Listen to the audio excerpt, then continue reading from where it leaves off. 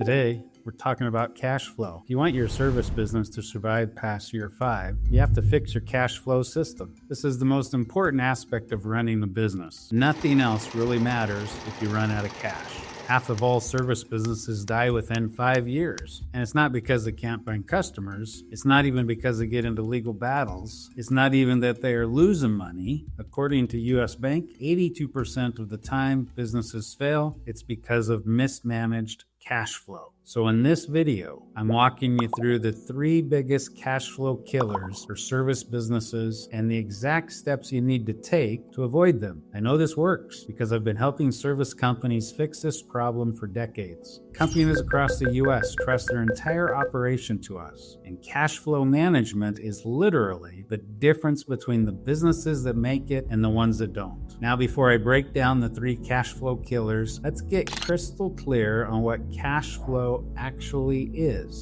because it's probably not what you think. You see, most contractors think cash flow and profit are the same thing, but that's only one small piece of it. Profit is simple math. Revenue minus your materials and labor give you gross profit. Subtract your overhead and you get net profit. That's easy math. But cash flow is completely different. It's all about timing. When money comes in versus when it goes out. Here's what I mean. Picture this scenario. Tuesday, you collect a progress payment from a landscaping job. Sweet, money in the bank. Oh wait, that check just bounced. Sunday rolls around and it's time for payroll. Surprise, it's 20% higher because your crews worked overtime during storm cleanup. Monday morning, your supplier calls. They need 10 grand this week or they're freezing your accounts. You're already in overdraft, but hey, you're finishing that massive deck project tomorrow. You'll get paid then, right? Wrong. The customer has a punch list a mile long. Payment is delayed. So what's really happening here? Cash crunches happen when outflows pile up right when your expected inflows don't show. It's a pinch point. And every single year, profitable service companies go under because of this exact scenario. Okay, let's dive into the 3 killers now. Killer number 1 is poor or non-existent cash flow planning. If you don't know when or where your cash is coming from and going to, when it's moving, how much is flying around, you're basically running blind. And it's shockingly easy to accidentally land in a cash crunch when you're running blind. Now, here's what most service business owners get wrong. They think that a cash flow plan is something you make once. Maybe scribble it on a napkin in January. Check that box, got my plan. That's like setting your GPS once and never checking to see if you're on the right route. Your cash flow plan needs to be a living document, something you check weekly. Even every Monday morning, you should know your exact cash position for the next 12 weeks. You should see those pinch points coming from a mile away, not when you're already drowning. And let's face the facts. The old way of doing this was spreadsheets and sticky notes. That doesn't cut it anymore. When you're juggling multiple crews, weather delays, seasonal work, you need real-time visibility. Businesses surviving right now are the ones using modern field service software to automate this tracking. They're not coming home and spending Sunday nights panicking about payroll. They see their cash position in real time. This is exactly why companies like SolvePro exist. They give you that visibility without the complexity of enterprise software. But regardless of what system you use, if you don't have weekly cash flow visibility, you're still flying blind. Killer number 2 combines 2 problems that feed off each other. Call it the perfect storm even. Terrible payment terms and even worse collection systems. And here's the brutal truth. Service businesses don't get paid up front. I know, wouldn't that be nice? But most landscapers and contractors that I work with are taking deposits between 0 and 20%. If you're lucky, if you're doing a bigger commercial work, then maybe you get progress payments. Small residential jobs, not a chance. Think about what this really means. As a business, you're floating the bill for materials and labor before the client pays you. You're basically a bank,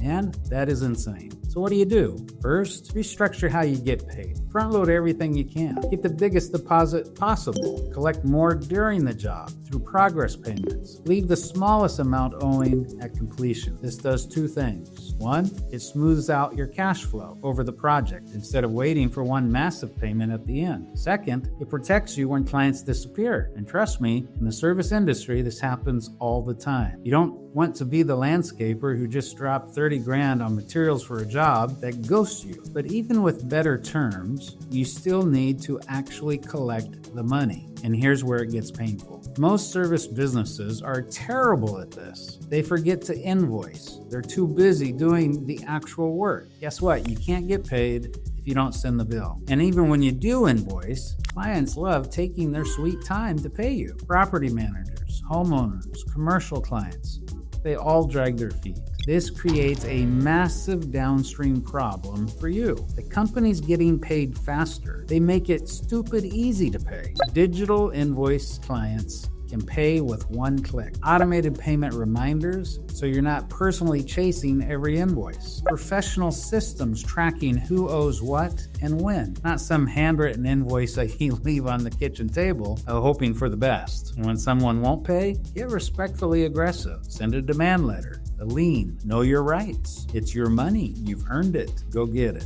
Just as a note, you also need to be smart about when you pay your bills. Paying suppliers early feels like the noble thing to do, but it's risky. Hold your cash a little longer. Pay when it's due, not before. Okay, let's move on to killer number 3. This one's sneaky. Rapid growth without systems. We would all agree growth is exciting. We all want it. But for service businesses, it's expensive in ways you don't expect. Think about what growth actually requires. More crews, more trucks, more equipment, bigger jobs needing more upfront materials, expanding service areas. All of this burns an incredible amount of cash for returns later. And if that later becomes much later because of weather delays, seasonal slowdowns, or a key crew member quits, you're really messed up. I've seen this movie before. Landscapers go from $2 million to $10 million in 18 months. Bankrupt within 2 years. Not because they weren't profitable, not because they couldn't do the work, but because their cash couldn't keep up with their growth. They were hiring faster than collecting, buying equipment faster than jobs were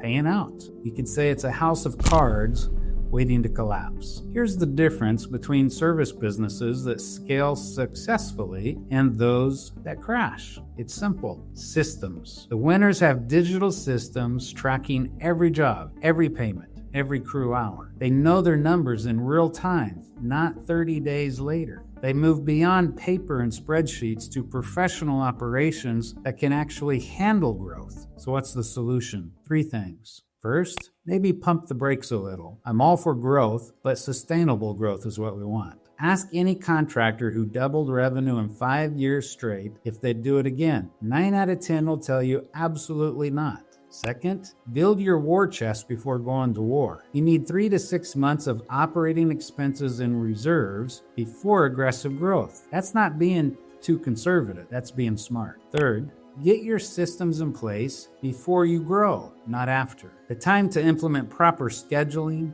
invoicing, and cash management isn't when you're drowning with 5 crews. It's when you have 2 and things are manageable. All right, let me give you 3 pro tips to wrap this up. 1, stay lendable. Keep a line of credit available at all times. Not touching it is the hard part. But having that liquidity through good debt facilities is important. It's always smart. Second, calculate your chaos tax. Figure out what miscommunication, scheduling errors, and payment delays actually cost you monthly. Most service businesses lose 15 to 25% of revenue to inefficiencies they don't even track. Once you see that number, investing in systems becomes obvious. 3, get a real accountant who understands service businesses. Not all accountants are created equal. Find one who gets your industry. Trust me, it's money well spent. I created SolvePro for service business owners who want to stop chasing payments and finally take control of their cash flow. Make sure you never go under by clicking the link in the description and booking a call today. And there you have it. 3 critical cash flow killers and exactly how to avoid them. Crash crunches are common, super easy to fall into, probably going to happen at some point. But if you have proper systems and understand the pathway out, it's just a blip on the radar instead of the thing that kills your business. If you got value from this video, like it and subscribe. And a lot more of these tips will come in the future. My name is Scott Terrell. I'm here to help hardworking service pros run their business more efficiently and profitably. And I'll see you in the next video.